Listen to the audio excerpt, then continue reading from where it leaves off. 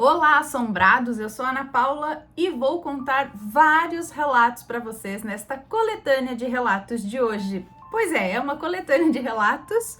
E tudo bem, eu sei que está um pouco diferente, não estamos no nosso cenário habitual e também nem no nosso horário habitual, mas estamos aqui improvisando, que eu não estou em casa, mas logo já estarei em casa.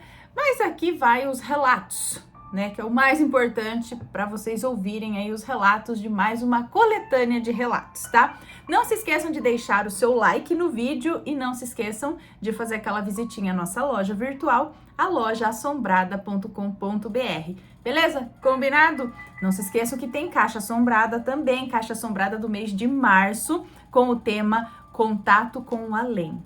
Tenho certeza que você vai gostar, porque tá muito legal. Vamos então ao relato de hoje, aos relatos. Então vamos ao primeiro relato desta coletânea de relatos de hoje, que é este daqui. Minha prima via gente morta? Pode ser que sim, pode ser que sim.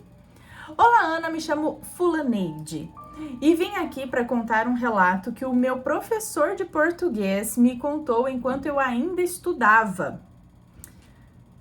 Daquele lá, lembro que eu já contei alguns relatos dela aqui, então este é acho que é um que veio pra cá, tá? Que a gente separou um daqui, foi um daqui, um pra lá, mas eu já li alguns relatos dessa moça aqui pra você. Mas vamos lá. Barnabé, protagonista deste relato e meu antigo professor de português, contava que na sua família sempre aconteceram coisas consideradas sobrenaturais e assustadoras, mas que ele não ligava muito para isso e convivia com as situações como podia. Sua família era do interior, sabe aquelas bem do interior mesmo, que moram no meio do mato, numa cidadezinha isolada, sem contato com muita gente? Pois é, mas de todas as histórias que ele escutou e viu ocorrer com o passar dos anos, a que Barnabé considerava a mais bizarra era a história de sua prima Roselma. Os nomes sempre todos trocados nas coletâneas também, ok? Bom, ela, desde pequena, era uma criança estranha.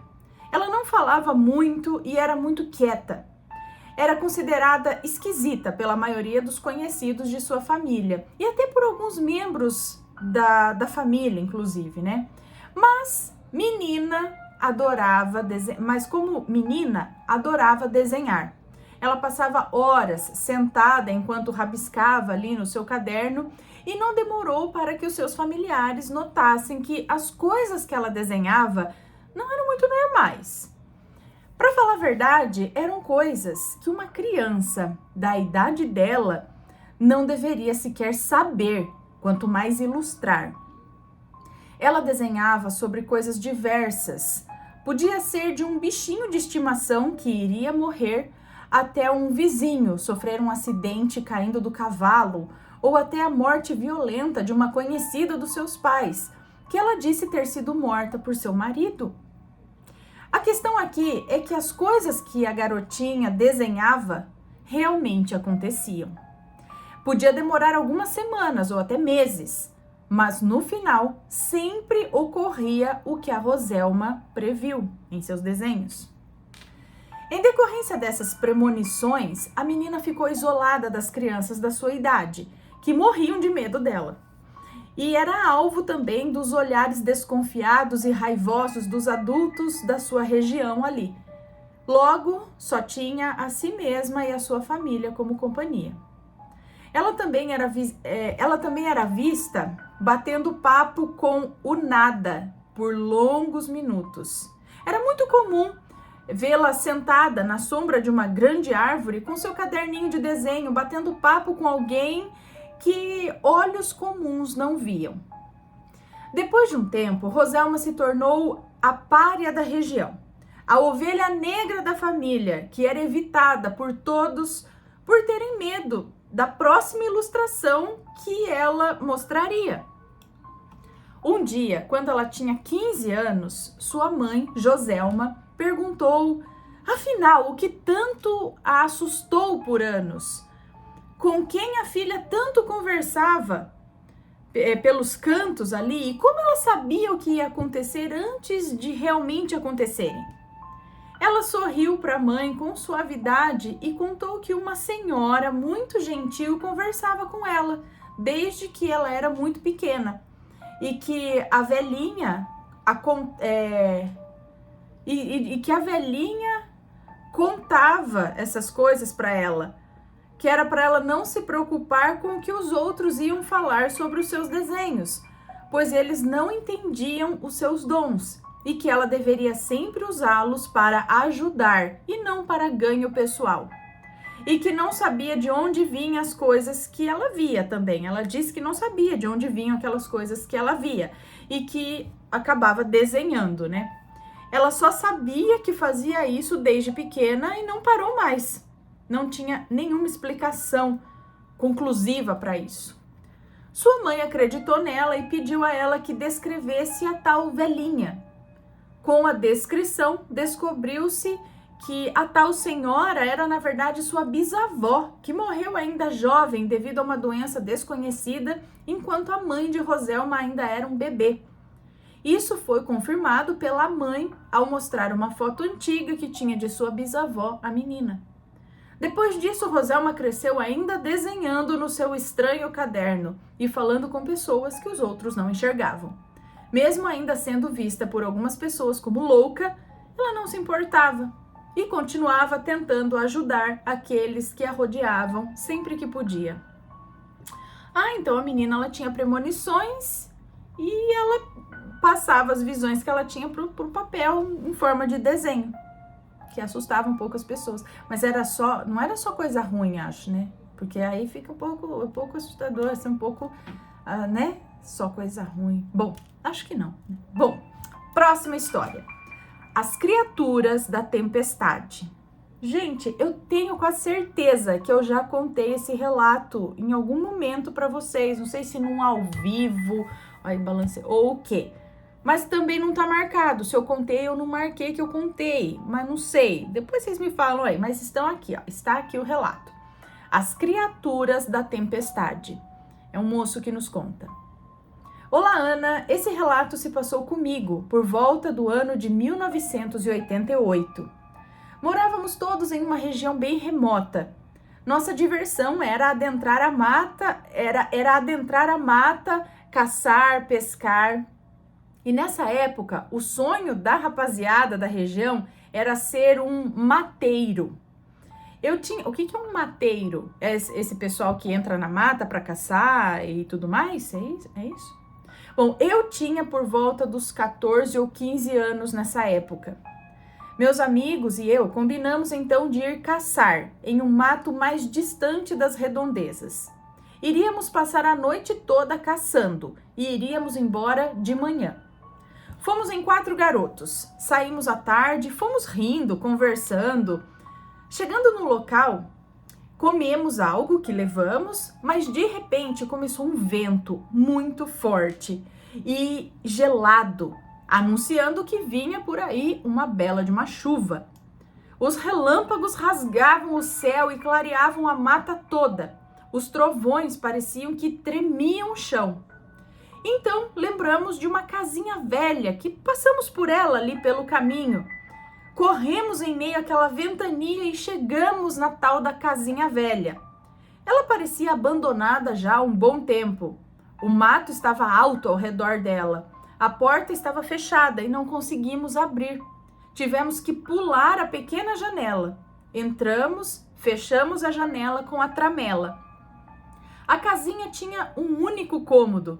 E ficamos lá, encolhidos, sentados no canto, ouvindo aqueles trovões, aquele vento e os relâmpagos. O vento batia forte, mas de repente, tudo parou de uma só vez. Achamos estranho, mas ficamos aliviados por conta da tempestade ter passado, né? E em um estralo, a porta e a velha janela se abriram. E começaram a abrir e fechar bem rápido.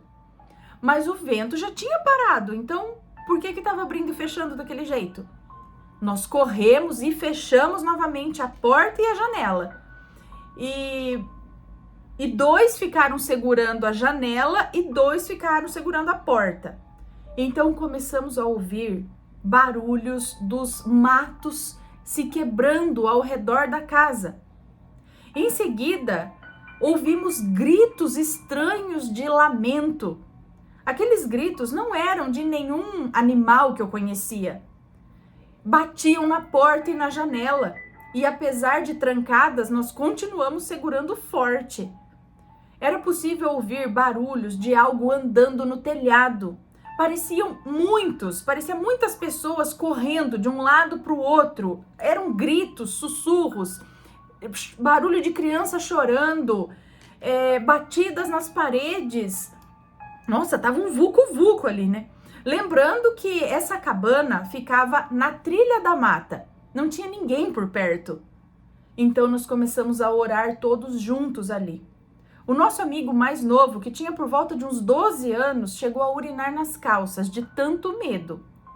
De repente, o vento voltou, os trovões, os relâmpagos, os gritos, os choros, as batidas na porta e a janela pararam. A chuva caía forte, mas continuamos ali segurando a porta e a janela até o dia amanhecer. Quando saímos daquela velha casa, tudo estava normal. Combinamos de não contar isso para ninguém e nem para os nossos pais. Ficamos com medo de contar e eles não deixarem a gente ser mateiro. Chegamos à conclusão que aquelas coisas vieram com a tempestade, pois antes da chuva tudo estava bem. Perguntei para minha mãe se lá tinha chovido muito. Ela disse que caiu apenas alguns chuviscos. Se passados tantos anos eu ainda não consegui achar uma explicação para o que vivenciamos naquela noite. Passaram-se muitos anos, né? Passaram-se muitos anos e eu ainda não consegui achar uma explicação para o que vivenciamos aquela noite. Obrigado por contar o meu relato. Então, agora eu não sei se o título é parecido ou se eu já li esse relato, mas não me é estranho. Que esse lance dessas criaturas que poderiam ter vindo com a chuva. Vocês lembram de algum outro relato que talvez não seja esse, mas tem até o mesmo título ou algo assim? Mas será que essas coisas vieram realmente com a chuva? Ou foi coincidência? Ou parece meio que a bruxa de Blair, né? Ai, gente, eu não sei. Mas por quê? Porque, na verdade, tudo parou. Ele disse que parou, tudo acabou, o trovão, o relâmpago acabou assim, pá, de uma hora para outra, e aí vieram esses outros barulhos. Será que de uma certa forma eles acabaram indo para outra dimensão? Eu e a outra dimensão. Gente, eu não sei. O que vocês acham? Já presenciaram coisas estranhas durante tempestades?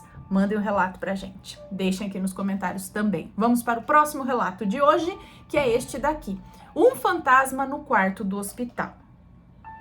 É uma moça que nos conta. Olá, Ana, me chamo Fulana. Em abril de 2016, eu estava grávida, perto de ganhar a minha menina, que nasceu no dia 13 de abril. Minha bolsa estourou e fui para o hospital dia 10 de abril e lá fiquei sozinha no quarto. Quando foi no dia 11, já era de madrugada. 1h da manhã. Quando foi no dia 11, já de madrugada, era 1h da manhã, uma moça entrou no quarto. O estranho é que ela entrou sozinha. Pensei, as enfermeiras devem estar ocupadas, né? Por isso ela veio sozinha. Como estava de madrugada e eu estava com dores, eu não dei muita bola para isso. Puxei minha cortina e fiquei lá quietinha com muita dor. Quando foi 3 da manhã, a enfermeira veio para me ver e eu olhei a moça que estava deitada de costas na cama. Parecia que ela estava dormindo. A enfermeira veio, conversou comigo e saiu. Daí a cada meia hora a enfermeira voltava. Então eu nem dormi mais, nem consegui dormir mais. Cadê? Me perdi aqui. Tá. Eu estranhei que a enfermeira nunca ia ver aquela moça. Quando foi umas 5h da manhã, eu lembro da hora porque tinha um relógio na parede. A moça acordou e me perguntou: "Você está bem?" Eu disse que sim, mas que eu estava com dor. Então ela perguntou o que era o meu bebê. E eu falei que era uma menina. E ela falou, que legal. E agora que vem a parte sinistra. Eu perguntei a ela, e o seu bebê? Aí ela falou, não sei, moça, eu não vou ver o bebê, então eu não sei. Aí eu falei, como assim? E ela só se virou na cama e não falou mais comigo. Aí eu adormeci assim, do nada, tipo, pá, apagou. Então eu ouvi uma voz me chamando e era a enfermeira. Mãezinha, mãezinha, vamos ouvir o coração do bebê? Eu olhei para a cama que a moça estava deitada e perguntei daquela moça, que já não estava mais em seu leito. A enfermeira me olhou com uma cara de assustada e me falou, que moça? Você tá sozinha aqui desde que foi internada. Aí eu falei, opa, não, enfermeira. Tinha uma moça aqui sim no quarto comigo, eu conversei bem pouco com ela, mas eu conversei. A enfermeira colocou a mão na minha testa para ver se eu não estava delirando com febre. Então, ela meio que tirando um sarro de mim, perguntou como era essa moça. E eu a descrevi. Branca, com cabelo castanho curto, estava com um barrigão lindo e enorme. A enfermeira me olhou ainda mais assustada e contou que há mais ou menos uns 3 meses atrás havia falecido uma moça bem desse jeito, em trabalho de parto. Ela nem soube o sexo do bebê, nem chegou a conhecê-lo. Ana do céu, aquilo dali me arrepiou na hora. Me arrepia até hoje. Eu orei muito por ela para que ela partisse em paz. Pedi para a enfermeira uma acompanhante porque eu não queria mais ficar ali naquele quarto sozinha. Gente, peraí. Coitada da moça, ela morreu em trabalho de parto e não viu. E o que ela respondeu foi o seguinte, ela perguntou o que é o seu bebê, ela falou, eu não sei, eu não vou ver o meu bebê, então eu não sei. Então ela sabia que ela não ia ver, por mais que ela já estivesse ali, é como se ela estivesse num looping e ela soubesse desse looping, ela sabia que ela não ia ver e ela continuou sem saber o que era o bebê. Ela ficou meio que presa ali, seria isso? Também, né, deve ter sido uma partida, com certeza não esperada, provavelmente não esperada, nem por ela, nada, não sei se o que houve ali com ela, se ela tinha algum problema, né, mas o espírito dela ainda tá ali na maternidade, ainda com a barriga grande e ainda meio que lamentando e talvez esperando, mas ao mesmo pelo que ela falou, ainda assim, ela sabia que não ia ver o bebê. Que triste, né? Próximo relato. Teria sido uma ligação do céu? Vamos ver, é uma moça que nos conta. Oi, Ana, meu nome é fulana. O relato que vou contar aconteceu comigo por volta do ano de 1998. E aí, o que você estava fazendo em 1998? Aconteceu aqui em Fortaleza, no Ceará. Eu tinha 28 anos e não havia terminado os meus estudos, pois só tinha feito a 7ª série do fundamental, e isso dificultava muito para eu conseguir um emprego. Eu estava separada fazia 4 anos e a minha mãe e o meu pai faleceram 2 meses após a minha separação. A mãe e o pai. E ainda eu morava de favor com os meus 2 filhos na casa da minha irmã. Eu queria muito voltar a estudar, mas infelizmente meu histórico escolar estava na última escola que era particular. Quem pagava era minha irmã e já fazia 10 anos que eu não estudava, pois ela não pagou as mensalidades. E em 10 anos correram juros altos. Então, como é que eu ia voltar a estudar? Ana, uma senhora que era vizinha nossa e muito minha amiga, me orientou a procurar o colégio que eu tinha estudado antes e que era público. E com certeza eu conversando, eles me forneceriam também o meu histórico escolar. Fiquei esperançosa, mas só fiz isso 1 ano depois. Eu tinha ido resolver umas coisas no centro da cidade e por volta do meio-dia passei na igreja que eu frequentava, participei do culto do meio-dia e na hora da oração me veio na mente ir no antigo colégio, e tentar ver se tinha possibilidade de voltar a estudar.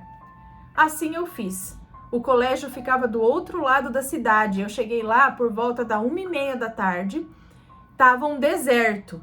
Cheguei na coordenação, chamei por alguém e vieram 2 senhoras me atender.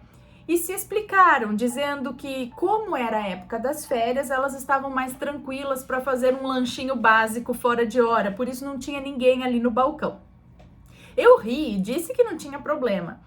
Contei que eu queria pegar o meu histórico e, para minha surpresa, ela já havia separado o meu documento.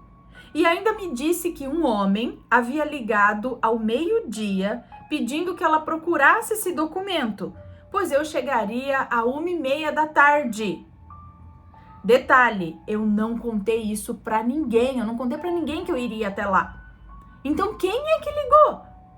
E justo ao meio-dia, hora em que eu estava na igreja orando, Ana, quando eu relatei isso, a senhora gritou chamando a amiga e contou o que eu havia acabado de contar. E acreditem, elas choraram e disseram que falaram com Jesus então. Disseram que era uma voz muito bonita e ele deu o meu nome completo.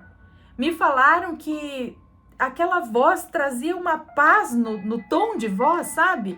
E mesmo sem mandar com autoridade, ele as convenceu de não ir para o almoço, que era o meio-dia, até encontrarem a minha pasta de documentos. Gente, eu me arrepiei da cabeça aos pés. Só acreditei porque ela já estava com o meu histórico nas mãos e eu nem precisei falar o meu nome. Enfim, eu acredito que ligaram do céu só para me ajudar. Beijos e muita paz e fé no coração. Me diga, me explica isso. Isso me lembra muito um outro relato. Vocês lembram de um relato de uma menina que precisava fazer uma matrícula na escola? Foi um corre-corre assim também? Que não tinha vaga, ela tinha que ficar esperando um documento, não sei o que, tinha que alguém vir para fazer alguma coisa assim.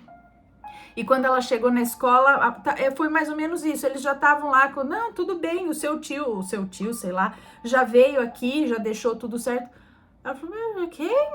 Ah, ele moreno, tava até com uma vestimenta bem peculiar, sabe? Assim, uma roupa branca e tal. Aí, no resumo da história aí, ela acredita que foi o Zé Pilintra que foi lá e ajeitou tudo aí para ela já conseguir fazer a matrícula, que ela precisava estudar. Me lembrou muito esse relato. Agora, gente, imagina só, no momento que ela estava em oração na igreja, teve uma ligação já pedindo para deixar separado. Ela não falou pra ninguém. Como assim? E ainda falou 1h30, ela vai passar aí e pegar. Gente, ó, é pra falar que essas coisas não existem. Muito. Alguém está chamando a avó. Bom, pessoal. Próximo relato aqui. Se já aconteceu algo parecido com vocês, manda o relato aí pra gente, ok? Próximo relato, que é este daqui. Regressão na natureza.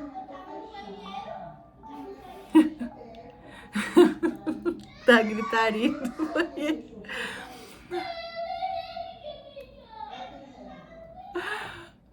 A briga da porta do banheiro. Regressão na natureza. É um moço que nos conta. Tudo começou quando eu, com 14 anos, descobri ser médium. Minha mediunidade pende para um lado mais sensitivo e intuitivo. Sempre morei em fazenda, então eu cresci andando pelas matas, pelos riachos, cachoeiras, etc. De alguma forma, fazer aquilo sozinho me fazia bem. Um dia, em uma dessas minhas andanças, passava por um córrego que ficava dentro de uma mata.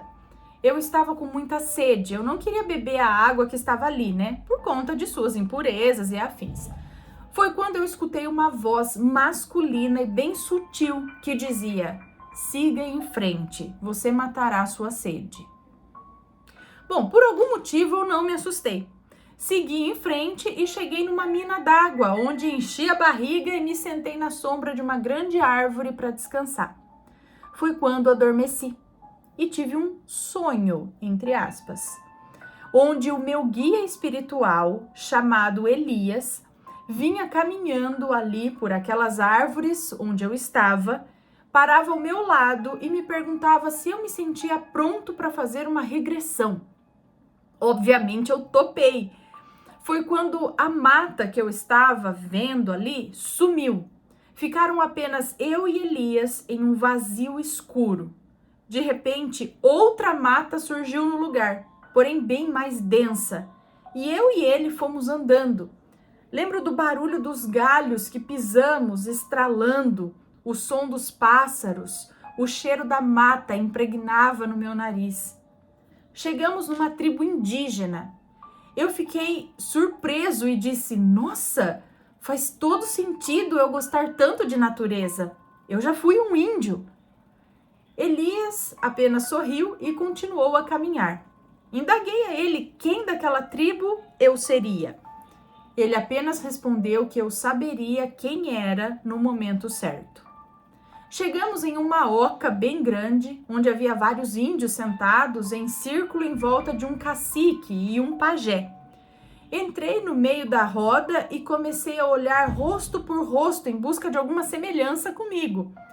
Quando eu olhava para os índios, eles não me viam. Parecia de fato que eu não estava ali.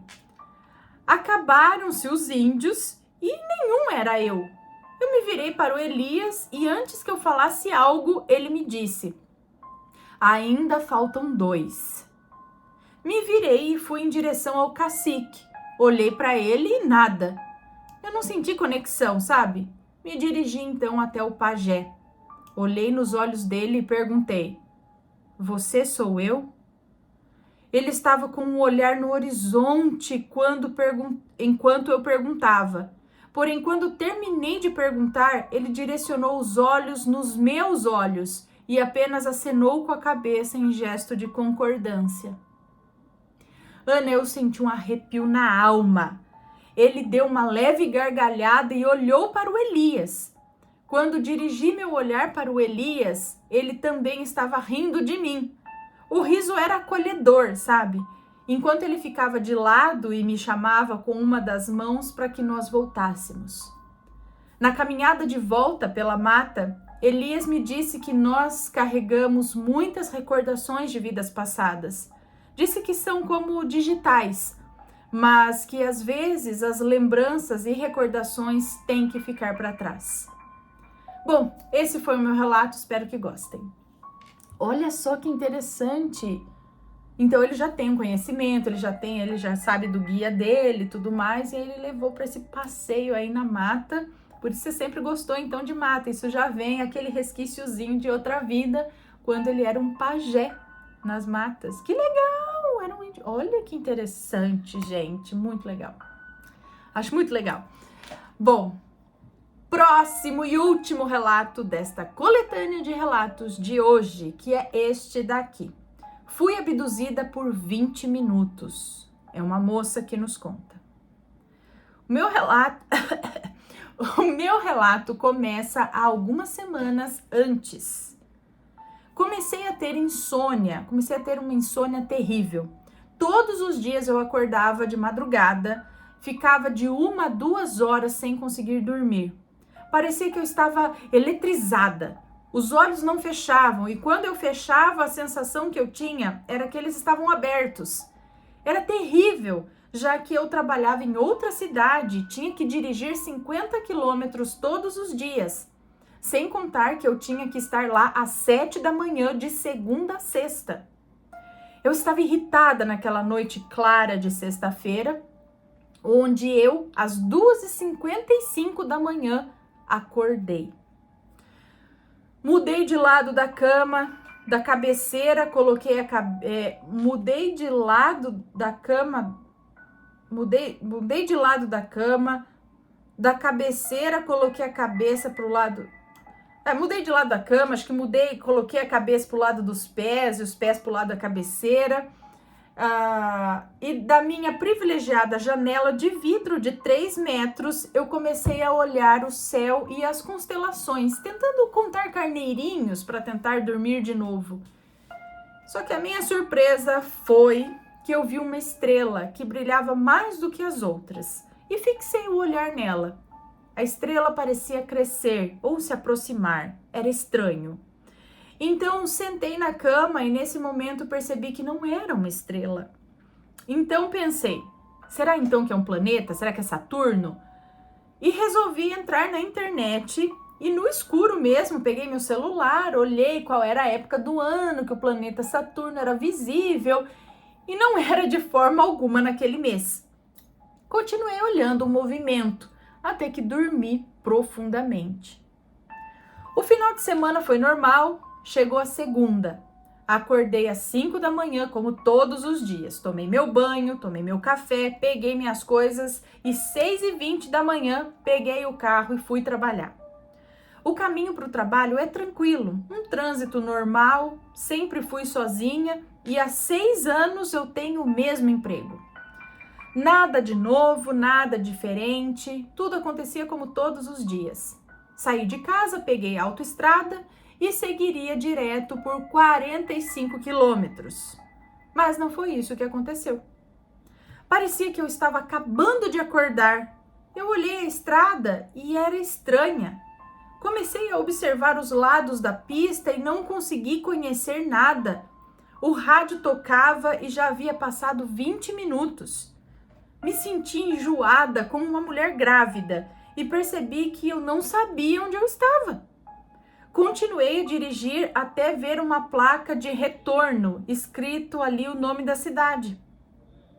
Ana, eu estava há 20 minutos no caminho contrário da cidade em que eu deveria estar. Eu estava em outra cidade, 25 quilômetros em uma estrada contrária. No caminho totalmente contrário à estrada que eu peguei sentido trabalho. Eu estava em uma autoestrada tão contrária que nem as pessoas mais experientes que eu conversei conseguiram entender como que eu fui parar lá.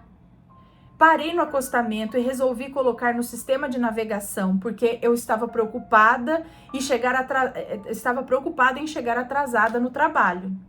Tive que fazer o caminho todo de volta à minha casa e então de lá pegar a estrada contrária que eu estava para poder chegar no trabalho.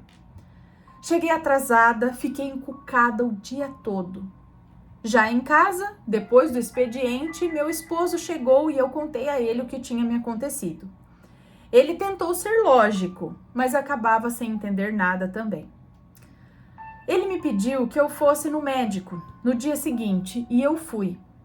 No clínico, expliquei tudo e quanto mais eu falava, o médico pedia mais explicação e fazia perguntas do tipo: você já foi nessa outra cidade? E eu disse: não, nunca fui. Aí ele deu um diagnóstico: blackout. Ele disse que eu dormi no volante, que eu dei um apagão e por isso eu não lembro de nada. Finalizou a consulta, já me querendo colocar para fora da clínica como se o caso tivesse sido solucionado. Antes de eu sair, eu falei para ele o seguinte: não teria como eu dormir por 20 minutos e não ter causado um acidente numa autoestrada.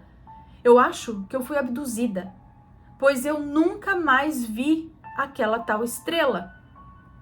Acreditem, não teria como eu estar naquela estrada e a não ser que eu pudesse voar com o meu carro. Ah, entendi. Nossa, você teria sido levada com o carro e tudo e te devolveram na estrada contrária, errado. Mas aí você já acordou dirigindo? Porque eu pensei no seguinte, não num apagão de dormir, de você perder a consciência, mas de você não se lembrar do que fez, entendeu? Você dirigiu realmente, só que você pegou uma estrada contrária, meio que, e não lembra. Quando a sua consciência chegou ali até você estava numa estrada contrária, mas não que você dormiu ao volante, mas você teve um apagão na sua memória ali, sabe? E como pessoas que às vezes fazem as coisas e depois não se lembram. Nossa, mas eu fui até tal lugar, eu fiz isso, eu não me lembro. Ela fez, ela foi, ela andou, ela se trocou, ela conversou com a pessoa, mas esse apagão, com esse apagão ela não se lembra do que fez. Não significa que ela estava dormindo o tempo todo. Eu acredito que isso pode existir sim. Mas o estranho aí é o lance da estrela, e também eu penso por conta do cansaço, às vezes por essas insônias, chega uma hora que o cérebro desliga, pode ser perigoso, pode. Teve casos de pessoas que foram encontradas a quilômetros de distância de casa, andando pela beira da rodovia, e elas não se lembram como chegaram até lá. Mas os médicos explicam que às vezes um alto nível de estresse ou privação de sono talvez possa fazer com que o cérebro faça coisas e apague também da memória. E tem o lance também da abdução, que não posso dizer aqui que foi ou que não foi, né? Um caso de abdução. Pode ser que tenha sido também. Tem, então, como ela disse, o lance da estrela que estava se movendo, e não sei o que, aí ela apagou e acordou, se lembra de ter pego o carro, mas de repente ela caiu em consciência, já fazia 20 minutos que ela estava numa estrada contrária que ela deveria pegar. Então, não sei. Pode ser, pode não ser, mas não descarto nenhuma das possibilidades. Bom, eu também não estava lá para falar isso ou aquilo, ela é que sabe do que viveu e os detalhes disso. Já aconteceu isso, algo parecido com vocês? Mandem o relato. Pessoal, esta foi a coletânea de relatos de hoje. Espero que tenham gostado. Um grande beijo para vocês e a gente se vê no próximo relato. Fui! Tchau, tchau!